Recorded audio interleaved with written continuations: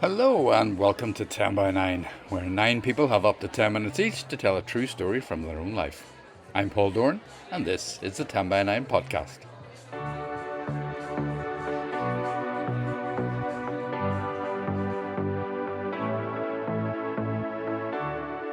What a week it's been. 10 by 9 teamed up with the Belfast Photo Festival, as we do each year, for stories and pictures on the theme Journey.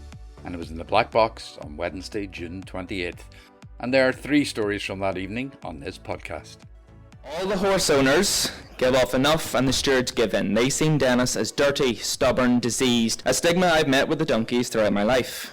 Oh, no, she said, what are you 2 young girls doing on a bus full of us wrinklies? Yeah, we had actually booked ourselves on what we called a biddy bus holiday. And the best example I can give of this was her idea to move herself and her youngest daughters from the comfort of the streets of London to the streets of North Belfast, looking for a quieter life. So prepare to hear about the healing powers of donkeys, the Titanic fan who followed her dream, and we meet Granny Mary, who helped launch the career of a self-styled political nerd. Okay, let's get started, and all 3 stories have a pic to go with them, which I'll put on social media for you. There is a little sound distortion on some parts. I think the mic was a bit hot, but it shouldn't spoil your enjoyment.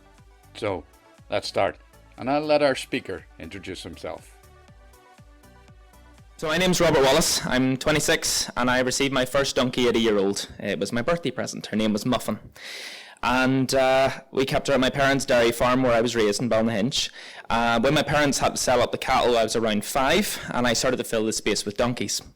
I now have 25 of them and they've provided me with a full-time job. When I was 6, I was given a pony, Nicky. He was the devil incarnate. I spent more time thrown from the saddle and on the ground than I did in the saddle. Although along with Nicky came Dennis the donkey. And after one fall too many, I began working with Dennis to ride and carriage drive. We still work together 21 years later.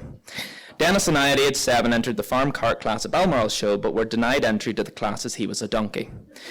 All the horse owners give off enough and the stewards give in. They seen Dennis as dirty, stubborn, diseased, and simply lesser than their expensive horses. A stigma I've met with the donkeys throughout my life. Only now am I making a change to how they're perceived. But we'll get to that in a bit. Now, as I'm still able to show Dennis, thanks to my mother, like a terrier with a squeaky toy, she fought to allow Dennis and I into the main arena following the horse parade. The crowd absolutely loved us, and due to that, we were asked to return the following year with more donkeys to create a display. With that success, I was invited to many wonderful events with Dennis. We took the Minister of Agriculture around Stormont Buildings. We were there for the final launch of the QE2 at Titanic Harbour. Dennis and I were on Blue Peter. He has his own Blue Peter badge. And we were on Countryfile before we were 10.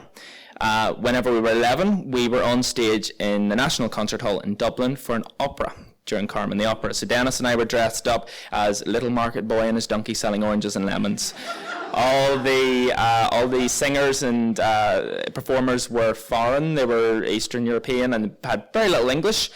So whenever I went backstage to go and get some autographs, all they did was pet my head and go, "Nice boy, nice boy." But yeah, Dennis is the reason I'm here today. He's the reason I'm speaking to you and the reason I'm speaking at all. So Dennis has always been there. Throughout my school career, ups and downs, passes and failures, each summer we entered shows, won and lost. At some point we began visiting nursing homes to bring joy to the residents. At this stage I had around 17 donkeys, the majority related to my first one, Muffin. I began my undergraduate degree in 2017. I was doing equine management with a drop of business and I moved to Fermanagh for this. It was as far as I could travel, as I still had my animals to care for and my job as a receptionist in the Sleeve Donard Hotel. So I drove down on a Monday morning and returned on a Thursday night. Within my first semester, I moved out of the halls and into a private flat just so I could have my dog with me. I hated being around so many people and not enough animals. I managed to finish my first year with just a little bit of turbulence. But not long starting into my second year, my grandfather died, and this brought my world crashing around me. I couldn't concentrate on my work, I couldn't think clearly, and I also couldn't tell anyone I was struggling. I avoided my professors, my girlfriend, my family, and my friends. I was so used to being the happy person and didn't want to burden anybody. I felt I didn't deserve to go to class. I didn't deserve to have anything. I found comfort with my donkeys and pets, and I deferred my second year for 2 years. Lockdown had closed down tourism, and thus my job in the hotel. Unlike computers, I can't just switch the donkeys off and come back to them when I want. They just kept eating. Without a job, I was struggling to pay to feed them. I had 25 very large toothed mouths to feed, and at this point, I started clearing the farmyard of my dad's junk and scrap. He's a bit of a hoarder. It took my brother and I a solid 3 weeks of clearing, burning, trips to the dump, power washing and scraping only one section of the yard. We didn't dare even start in the sheds. With a clearish yard, I wondered, would people maybe come to see the donkeys for a small fee? During quarantine, I had the donkeys in a field by the roadside, and we noted loads of pedestrians coming in from the town to see them, who paid them a carrot and even chat to us with a 2-metre distance about the donkeys. I had a Facebook page and spent time photographing and posting wee videos about the donkeys, their personalities, and even began a weekly storytelling section with me and a donkey reading a children's storybook like The Wonky Donkey. And people absolutely loved it. It gave people a laugh and it kept kids engaged. It dawned on me how lucky I was to have the space, the routine, and I had the donkeys to talk to, someone that wasn't telling me I'm meeting up for a quiz on Zoom with my aunts in half an hour.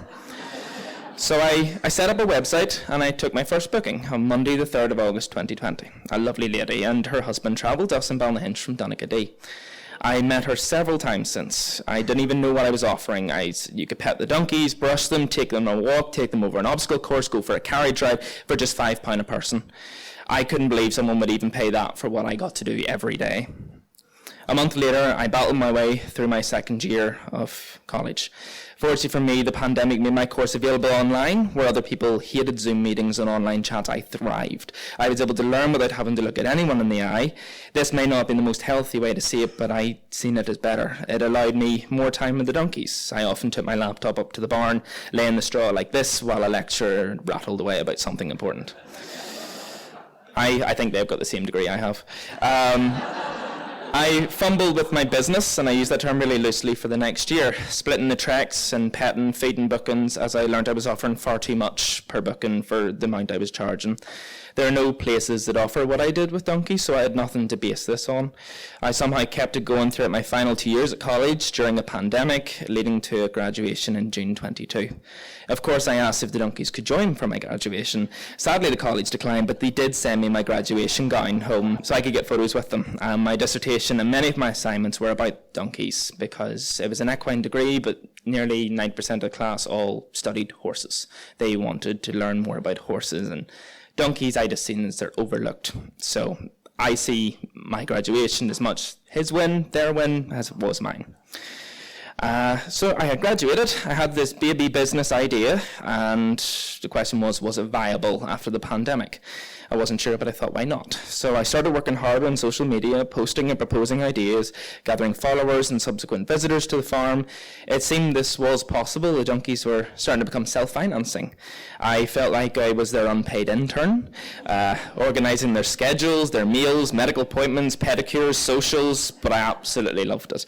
I was still working in a garage in town to pay for me, but I had a goal to make this my career. We had our big break with a child psychologist, Claire, contacted me about doing some therapy work in a local primary school in Drummoness. She scheduled a meeting with a social worker and a mental health nurse, and together we brainstormed a 6-week project working with kids affected by the pandemic to help regulate emotions and promote self-care through the medium of the donkey. I received a lump sum of money from the NHS, as Claire had chastised me on my original quote, saying I wasn't charging what I was worth, that my donkeys were exceptionally well handled, quiet, calm and perfect for the job, and that I needed to recognise the work I put into it. That was spring 2022. A year later, Kind Old Donkeys is now my full-time job.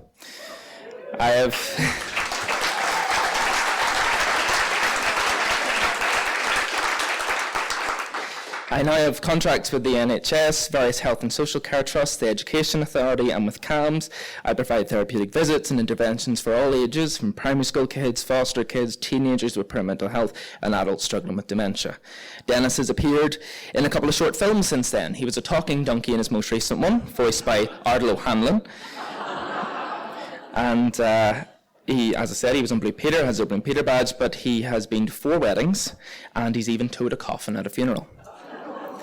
It was a lovely lady. She was married to a rich ambassador from overseas, and she was from a very poor background from Ireland, and then she moved all over the world, was making lots of money, and was just having a real high life, but she wanted to go how she started, humbly, and so she asked for a donkey. Dennis is now semi-retired. He acts as a tutor for the younger donkeys. They're like his apprentices. So when visiting care homes, he teaches them how to navigate, going from carpet to tile floor to lino to going up in elevators to what his favourite show at the moment, I think, is Neighbours, generally whatever's on about 2 o'clock on a Thursday afternoon in the homes. But he also has an important role this year. He is ring bearer at my wedding this August.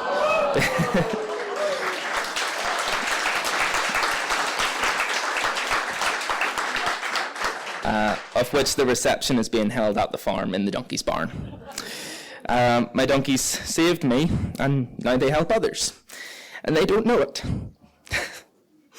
They just see it as a fun day out, getting doted on and fed. They don't see the positive impact that they have on everyone. This year, the donkeys won a Chairman's Award for the South Eastern Trust, their original project in that school in Drummoness. I was in tears, I'm in tears now, when I see my donkeys, my babies, some of whom are the great-great-grandchildren of that first donkey I got when I was a year, to be respected by professionals in the medical field and getting the recognition I know they deserve. My journey isn't over. It's barely begun, or at least a new chapter is being written. I'm working on the tourism side of things now, reaching out to everyone to come and appreciate where I grew up and how the donkeys have shaped me and fall back in love with this world and all within it. Thank you.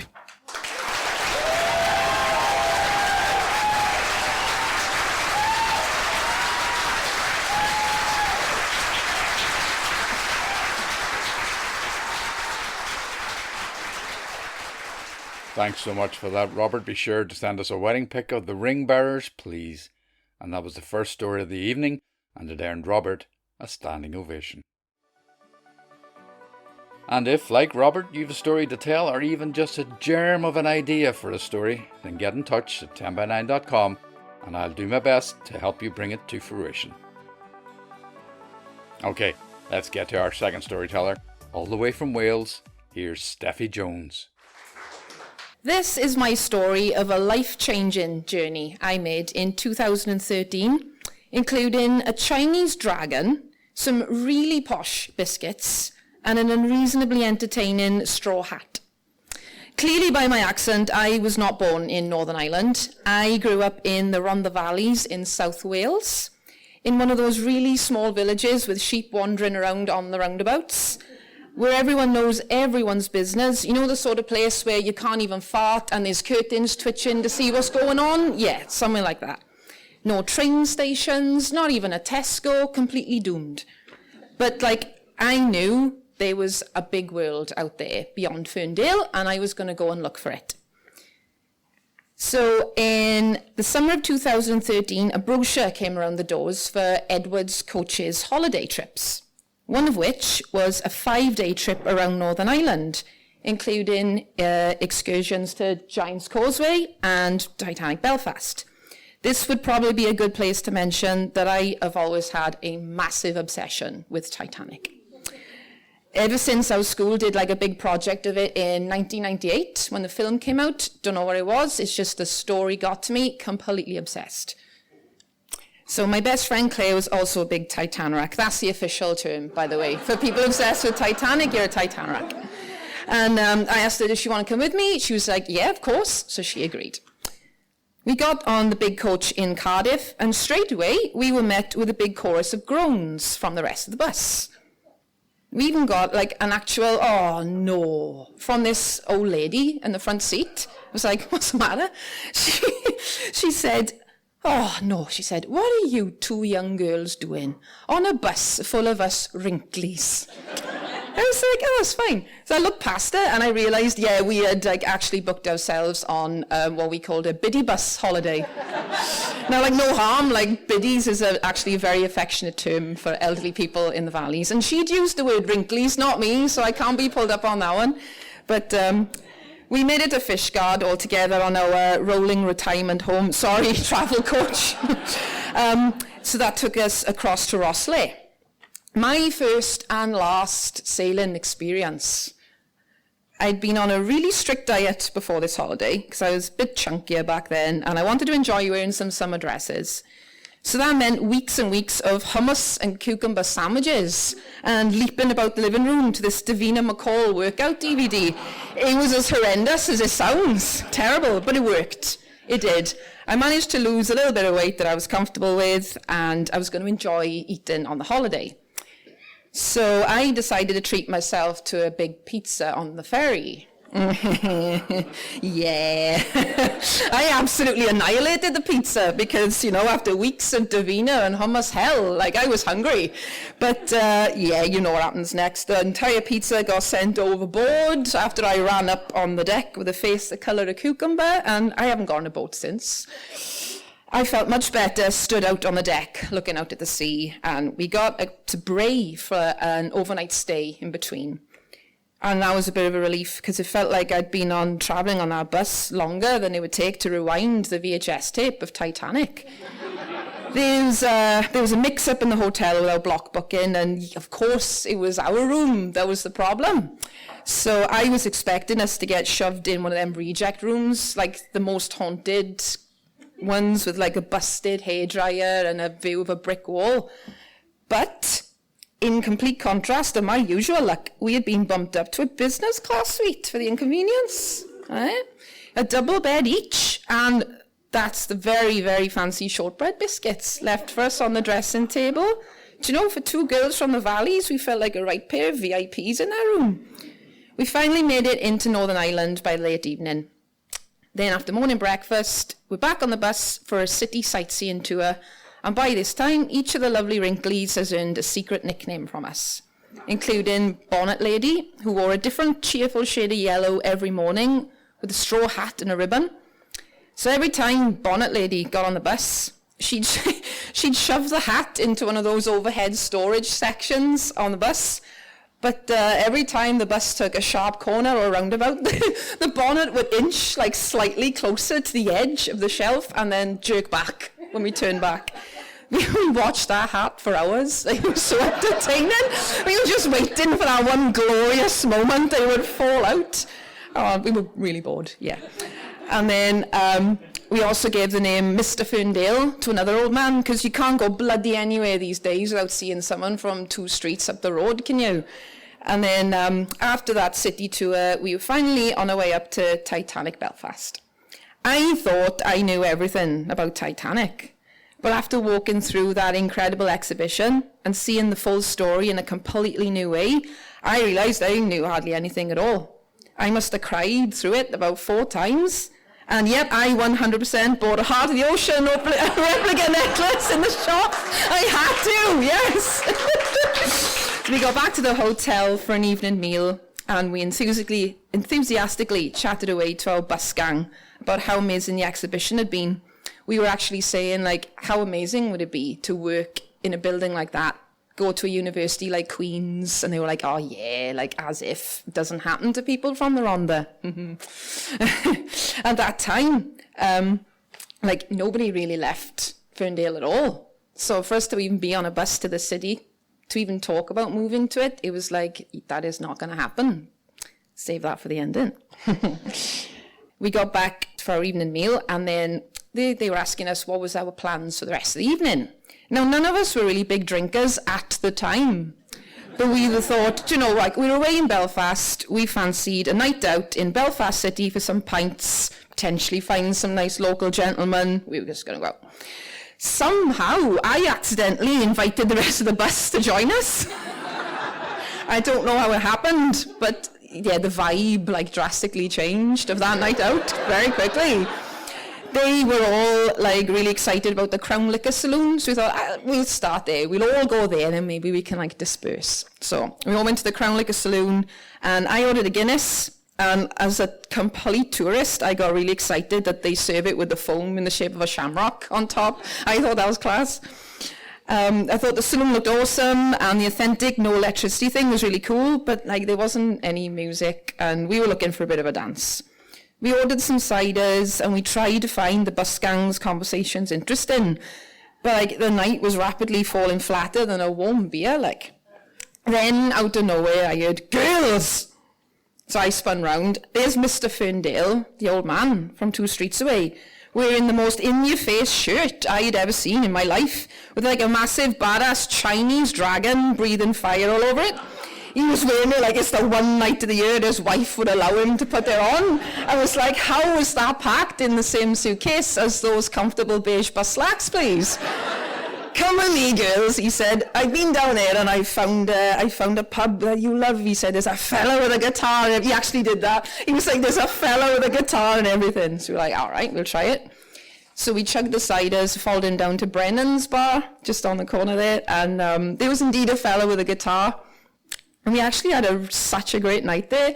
I gotta be honest, I didn't expect my first pints out in Belfast to be with an old man from Albany Street in a Chinese dragon shirt. But that night was enough to give me a small taste of what life in Belfast City could be. The trip did honestly change my life in so many ways, because I went back to the valleys then afterwards, actually feeling like I'd left a part of myself behind in Belfast. In 2016 then, after 3 years of thinking about nothing but Belfast, I applied to study in Queen's University, got in, made the big move. Yes! Thank you. And then I applied to work in Titanic Belfast, got the job, selling these things every day now. And I met the best bunch of mates that anyone could even want, even though they have completely corrupted me and introduced me to the true meaning of pints out in Belfast now. But no, I've never felt more at home than I do here. Absolutely love it. No plans of ever moving back to that boring sheep town of no life at all. But I still love popping home, seeing my friends and family there. I do enjoy it, but like a couple of days is plenty. Bored as hell, ready to come back to Belfast. And one last thing, because I know you're dying to know, yes, Bonnet Lady's hat did actually fall out of the storage shelf just as we were pulling into Cardiff, and like that was the best moment of that whole journey. Thank you.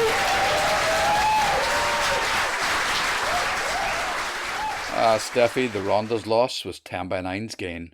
Thanks so much. Please come again with more stories. Okay, so here's the Beg and Bold segment. You can always jump forward 30 seconds.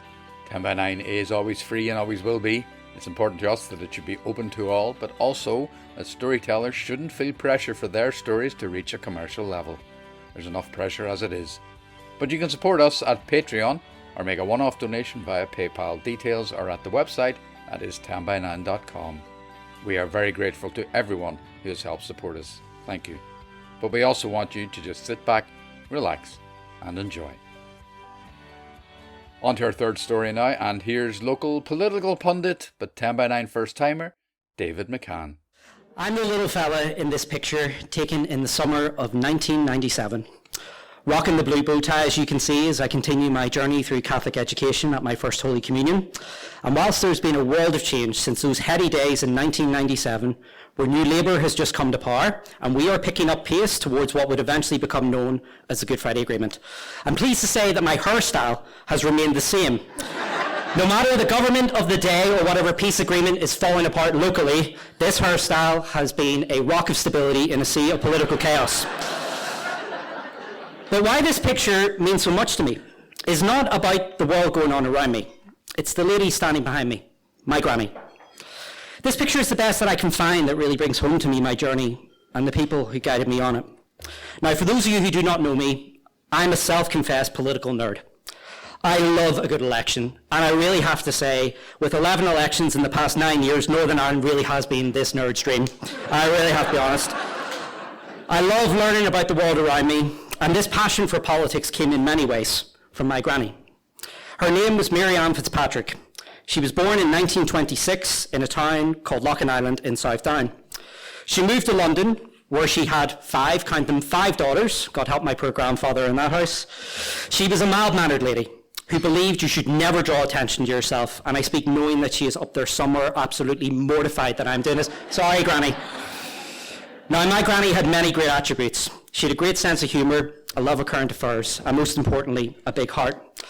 But God love her, timing was never her strong suit. And the best example I can give of this was her idea to move herself and her youngest daughters from the comfort of the streets of London to the streets of North Belfast, looking for a quieter life.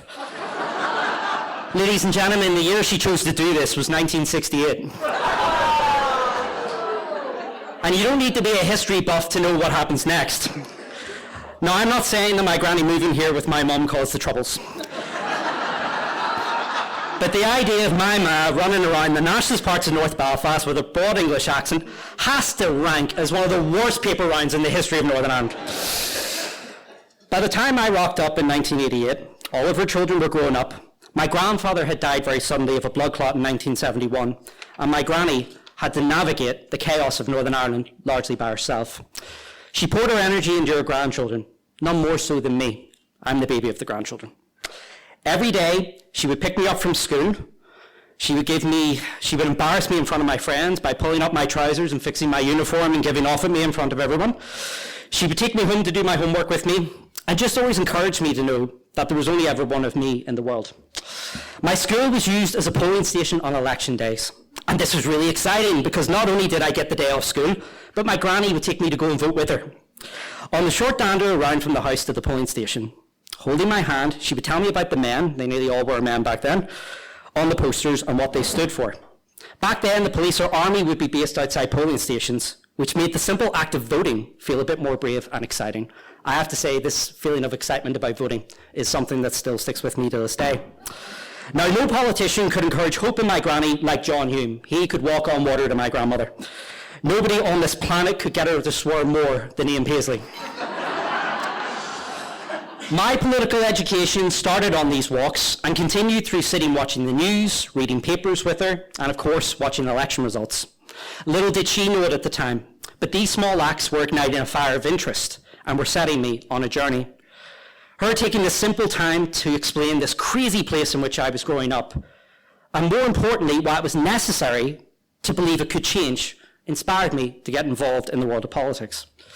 She didn't need to stand on a podium, take part in a riot, or run for public office. Just by her quiet example, she helped me see what politics could do to change this place. Now, if you think that setting me on this path wasn't enough, she actually took me a little bit further down the road. Not only did she point me in the right direction, she also made sure that I knew that I could play whatever role I wanted in it. Her unlimited confidence in me and my ability is something that I still keep with me. She took a young lad who struggled to string a sentence together and made him believe in himself. I'll tell you more about him later. Quite often, I hear the term that when it comes to raising a child, that it is a team effort. And when it comes to my experience, it certainly was. And with the big team I had around me, this was the head coach, always telling me that I could do it. And the best part of the story is, on this journey, I've gotten to do so much. I've gotten to analyse election results. I get to write about politics. I honestly have been able to do it all.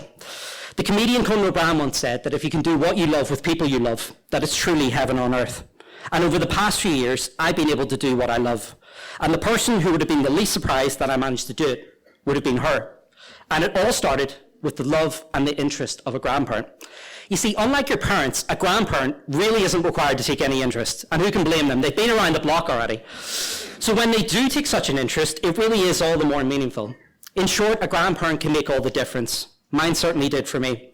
So here's to all you grannies and granddads out there who for no money and none of the glory have gone for one more crazy ride around the block of raising kids. And as Jeb Bartlett once said in the West Wing, there's no damn holiday for you either. In a year where we have reflected on the political leaders who've made a real difference in our collective journey, I just want to take a couple of minutes and reflect on someone who made a real difference to me. And I know for all of you in the audience, you too will have someone like that for you. So I end where it all started. I've grown out of the bow ties, but I'm still desperately holding on to the belief that a Lego hairstyle will one day come back into fashion and people will follow me. And why? Because my granny told me it would. Folks, this is my journey so far, and thank you so much, Granny, for setting me on it.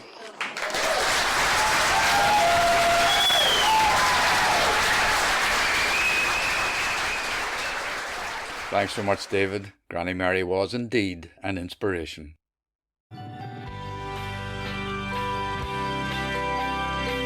And that is pretty much it for this podcast. Check out all the 10x9 upcoming dates on our website, which includes some special events over the summer. And keep in touch with us on Twitter, Facebook and Instagram. Maybe think about giving the podcast a review or rating at a podcast app. It's very helpful if you can, and tell as many people as you can about 10 by 9 and the 10 by 9 podcast. Thanks to everyone who made this week's 10 by 9 happen. Margaret McClory, Leanne McConville and Chris O'Donoghue, who I'd be lost without. The wonderful people at the Black Box, our home venue, the incredible and generous audience, and of course all our storytellers, but especially Robert Wallace, Steffi Jones and David McCann. I'm Paul Dorn and I'll be back with another podcast soon. But for now, bye bye.